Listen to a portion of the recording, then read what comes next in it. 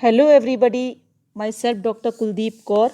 और जो मैं आपको टॉपिक डिस्कस कर रही हूँ वो है other methods of alternative dispute resolution system, अनुकल्पी विवाद निपटारा पद्धति के तरीके। इसका मतलब कौन कौन से और तरीके हैं, अल्टरनेटिव कौन कौन से डिस्प्यूट को सॉल्व करने के तरीके हो सकते हैं, आर्बिट्रेशन के अलावा, मीडिएशन के अलावा, कंसीलेशन के अलावा, लोक अदालत के अलावा, परमानेंट लोक अदालत के अलावा। आज और तरीकों को बताएंगे, जो ये तरीकों के आगे भी और कई तरीके हैं जो डिस्प्यूट को सॉल्व करते हैं। तो चलिए टॉपिक की शुरुआत करते हैं। कि मैंने अभी बताया कि डिस्प्यूट को बहुत सारे सॉल्व करने के बहुत सारे तरीके हैं और इससे डिस्प्यूट क्या होगा, बहुत ही जल्दी सॉल्व हो जाएगा और पार्टीज़ को तुरंत जस्टिस मिल जाएगा। तो कौन कौन से तरीके हैं जिससे हम डिस्प्यूट को सॉल्व कर सकते हैं बहुत ईजी तरीके से और स्पीडली तरीके से, ये मेथड मैं आज आपसे डिस्कस कर रही हूँ। अगर अभी तक आपने मेरे चैनल को लाइक शेयर सब्सक्राइब नहीं किया है तो please like share subscribe my channel, ताकि नई नई लीगल अपडेट्स आपको मिलती रहे। चलिए शुरुआत करें टॉपिक की। पहला जो मेथड है निगोशिएशन, वार्तालाप, बातचीत। ये हम बहुत समय से इस मेथड को अपनाते आए हैं और हमने बाद में इसको एडीआर में, जो आपका पेपर है अल्टरनेटिव डिस्प्यूट रिसोल्यूशन सिस्टम, उसमें हमने एक तरीके में अपना लिया। कैसे? देखिए, जो विवाद है वो निस्तारण का एक बहुत प्रभावी तरीका निगोशिएशन, ये एक जनरल प्रोसीडिंग है। इसका प्रयोग हम क्या करते हैं, गुड फेथ के साथ दूसरे तरीके से अच्छे से किया जाता है। देखिए, बहुत ही फ्लेक्सिबल, फॉर्मल और पार्टी को डायरेक्टिव सरकमस्टांसेस के अनुसार कंट्रोल में लाता है, बहुत नज़दीक में। इसमें पार्टीज़ क्या करती हैं, पहले से ही निगोशिएशन का टाइम, प्लेस, कितने लोग इसमें भाग लेंगे, सारे चीज़ें पहले से ही पार्टीज़ तय कर लेती हैं। ये पार्टीज़ के आपसी रिलेशन से कंडक्ट होता है कि दोनों पार्टीज़ को निगोशिएशन तरीका पता हो कि हाँ दोनों लोग बातचीत कर सकते हों। ये एक अनबाइंडिंग प्रोसेस है जिसमें आपस में बिना विचार विमर्श किए, बिना क्या करते हैं, तीसरे पक्षकार के हस्तक्षेप के शुरू हो सकता है। भाई दो लोग ऐसे हैं जिनको तीसरा एक सिमिलर पर्सन दोनों को जानता है, तो वो क्या कर सकता है, निगोशिएशन के द्वारा डिस्प्यूट को सॉल्व कर सकते हैं। और हम क्या करते हैं, लास्ट में अपने ऑब्जेक्ट तक पहुंच जाते हैं। देखिए, एक अनबाइंडिंग प्रोसेस है, अबाध्यकारी प्रक्रिया है, फिर भी जो प्रोसीडिंग का जो निष्कर्ष है वो म्यूचुअल एक्सेप्टेंस एग्रीमेंट के रूप में आता है, जो कॉन्ट्रैक्ट की तरह इन्फोर्स हो सकता है। इस प्रोसीडिंग के द्वारा डिस्प्यूट में कम समय लगता है सॉल्व होने में, कम खर्च होता है और पार्टीज़ के बीच में आपस में अच्छे रिलेशन हमेशा मेंटेन रहते हैं। एक थ्योरी ऑफ कोऑपरेशन और प्यार का एक रिलेशन हमेशा मेंटेन रहता है, क्योंकि बातचीत के द्वारा ही हम डिस्प्यूट को सॉल्व करते हैं। तो ये जो निगोशिएशन की जो प्रोसीडिंग थी, हम आज से नहीं अपना रहे थे। हम प्राचीन काल से हमने देखा होगा कि बहुत सारी प्रॉब्लम्स को हम आपस में बातचीत के द्वारा सॉल्व करते हैं, वार्तालाप के द्वारा सॉल्व करते हैं। और इसमें थर्ड पर्सन वो व्यक्ति होता है जो दोनों पार्टीज़ को बहुत अच्छे से जानता है, डिस्प्यूट के नेचर को समझता है और वो अपने सजेशंस देता है कि डिस्प्यूट को दोनों पार्टी को सुनने के बाद किस तरीके से हम डिस्प्यूट को सॉल्व कर सकते हैं। और दोनों पार्टीज़ उसके डिसीजन को मानते हुए डिस्प्यूट को सॉल्व करने के लिए आगे बढ़ जाती हैं। तो ये बहुत पुराना तरीका है निगोशिएशन। अब जो नेक्स्ट तरीका है वो है समरी ट्रायल, न्यून विचारण। ये भी एक अनबाइंडिंग कह सकते हैं कि ये नॉन बाइंडिंग प्रोसेस है, जहाँ पर विवादित जो पक्षकार हैं अपने जो मामले को उसके मेरिट डीमेरिट, गुण और दोष के आधार पे और किस तरीके से डिस्प्यूट को सॉल्व करेंगे उसकी पॉसिबिलिटी के द्वारा क्या करते हैं, वो प्रेजेंट करते हैं। और एक न्यूट्रल एडवाइज़र की सहायता से, कोई एक न्यूट्रल का मतलब होता है ना मेरा पक्ष ले रहा है ना वो आपका पक्ष ले रहा है, वो एक न्यूट्रल एडवाइज़र है, दोनों को सही सलाह दे रहा है। तो वो क्या करता है, मामले को समझौते के द्वारा निपटारे का अवसर प्राप्त करता है। ये भी एक औपचारिक मध्यस्थता का तरीका है जो वैल्यूएशन के तरीके से स्पष्ट रूप से जुड़ा हुआ है। देखिए, न्यूट्रल एडवाइज़र जो होता है, जो वो मामले को पूरी तरीके से एग्जामिन कर लेता है, मीडिएशन के दौरान उचित पाता है, तो वो क्या करता है, सेटलमेंट के लिए सुविधा देकर प्रपोजल रख देता है कि भाई अब आप दोनों लोग क्या कर सकते हैं, प्रपोजल हम रख रहे हैं कि आप लोग डिस्प्यूट को सॉल्व कर लें। तो अमेरिका में ऐसे परीक्षणों के संचालन के लिए बाकायदा ऑर्गेनाइजेशन है, जैसे central for public resources, Britain में भी हैं the centre for dispute resolution, और भारत में भी हमने इसको इस्टेब्लिश किया है, international centre for alternative dispute resolution अस्तित्व में आ गया है। कि हम चाहते हैं कि विवाद को हम क्या करें, हम समरी ट्रायल के द्वारा सॉल्व कर लें। तो पहला तरीका था निगोशिएशन और दूसरा आपने देखा समरी ट्रायल। तो समरी ट्रायल भी एक क्या है, एक ऐसा प्रोसीडिंग है जहाँ पर हम इसको बाइंडिंग तो नहीं है, नॉन बाइंडिंग प्रोसेस है, लेकिन मेरिट के आधार पे उसको केस को सॉल्व किया जाता है। हम जो भी विवाद को सॉल्व करते हैं वो मेरिट के अनुसार तय कर लेते हैं। तो इसमें भी पार्टी क्या करती है, एक न्यूट्रल जो एडवाइज़र होता है, दोनों पार्टी उसको पूरी तरीके से सहयोग देती है ताकि न्यूट्रल पर्सन डिस्प्यूट को समझने के बाद डिस्प्यूट को सॉल्व करने के लिए सजेशन दे सके। तभी तो प्रपोजल देगा जब वो दोनों की बातें सुन लेगा। बिना दोनों की बातें सुने हुए तो कोई भी प्रपोजल नहीं दे सकता ना। जब प्रपोजल देगा, अगर दोनों पार्टी को एक्सेप्ट हो जाएगा तो आगे की प्रोसीडिंग स्टार्ट हो जाएगी। तो ये अभी आपने एक तरीका देखा डिस्प्यूट को सॉल्व करने का। नेक्स्ट है मेडोला। तो ये भी एक प्रोसेस है जिसमें एक पार्टी मीडिएशन के माध्यम से करार तक पहुंचने में जब वो असफल हो जाती है तो एक न्यूट्रल पर्सन जो रियल आर्बिट्रेटर होता है, तो पार्टीज़ के लास्ट प्रपोजल के बीच में कहते हैं कि वो विल सेलेक्ट, छटनी करे कि लास्ट प्रपोजल कौन सा था डिस्प्यूट को सॉल्व करने का। तो जो सेलेक्ट करेगा वो प्रपोजल सभी पार्टीज़ पर बाइंडिंग हो जाएगा। और मेडोला के प्रोसेस में देखा जाए कि जो आर्बिट्रेटर के जो लास्ट प्रोसीडिंग होती है वो पूरी तरीके से अप्लाई हो जाती है।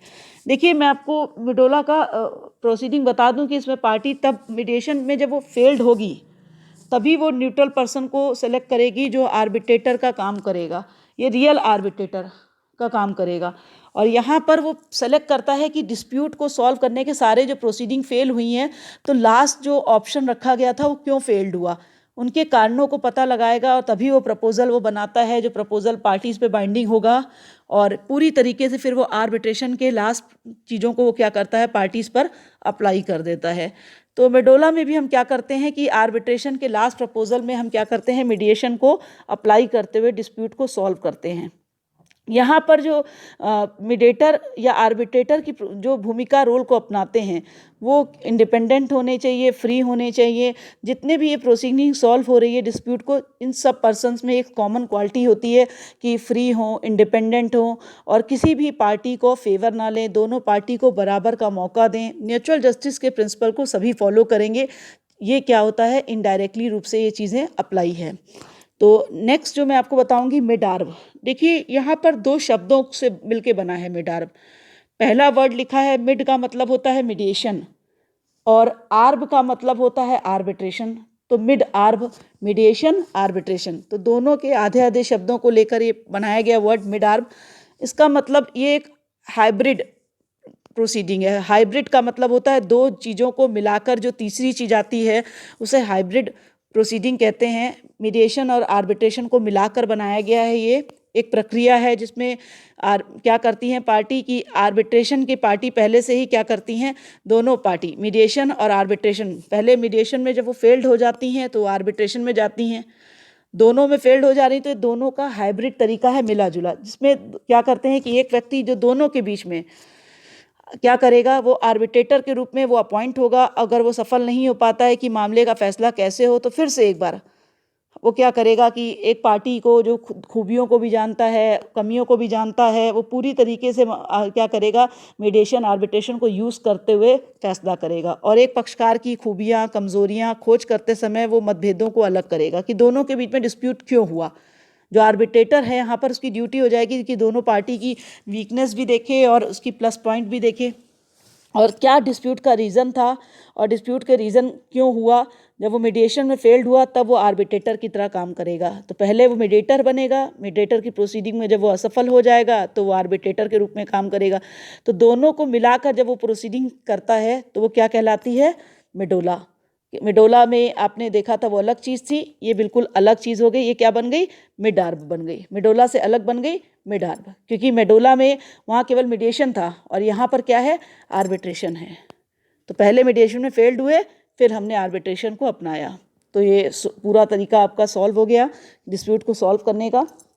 नेक्स्ट है मिड आर्ब के बाद। देखिए, मिड आर्ब में एक चीज़ और आप ध्यान रखेंगे कि मेडोला और मिड आर्ब में कुछ अंतर भी होता है। मेडोला में मीडिएशन पहले अपनाया जा रहा था और आर्बिट्रेशन को जो प्रपोजल थे वो लास्ट में अप्लाई होते हैं, लेकिन यहाँ पर दोनों के मिक्सचर को, तरीके को मिड आर्ब में अपनाया गया है। दोनों तरीके, मिड और आर्ब, दोनों चीज़ों को मिलाकर हम जो बना रहे हैं, जो प्रोसीडिंग तैयार कर रहे हैं, वो मिड आर्ब कहला रही है। तो यहाँ पर अगर वो मतभेदों को पहले अलग करता है तब वो आर्बिट्रेटर की तरह काम करेगा, मीडिएशन से अलग हटके। अब नेक्स्ट है ओम्बुड्समैन।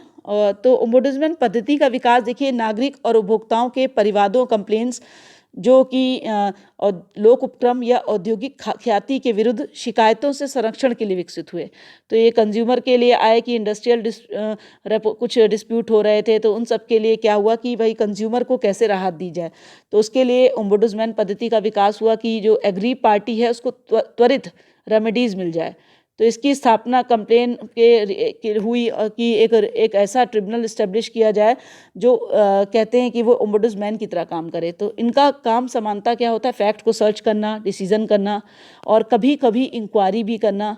तो ब्रिटेन में ओम्बुड्समैन स्थापित हो चुके थे जहाँ पर प्रशासन दावा करता था कि ये उच्च स्तर के फ्री हैं, इंडिपेंडेंट हैं और ओम्बुड्समैन विधि का शासन, rule of law, social justice, equality before law और डेमोक्रेसी थॉट्स के साथ साथ वो क्या कर रहे हैं कि एक पाथ शो कर रहे हैं। भारत में भी हमारे यहाँ क्या किया गया कि लोकपाल और लोकायुक्त नाम से क्या किया गया, समान संस्थाएं बनाने का प्रयास किया गया था। और हमारे यहाँ भी आप देखेंगे कि हमारे यहाँ बाकायदा एक्ट आया और हमने एक्ट के थ्रू लोकपाल और लोकायुक्त की स्थापना की। और इनका टर्नओवर भी बताया मैंने कि इनका जो लोकायुक्त का टर्नओवर होता है वो 5 साल होता है। तो आपको ध्यान रखेंगे कि जो ओम्बुड्समैन होता है वो किस चीज़ पे चलता है। पहले आप ध्यान रखेंगे कि विधि के शासन पर, सोशल जस्टिस पर, इक्वलिटी पर और डेमोक्रेसी पे चलता है।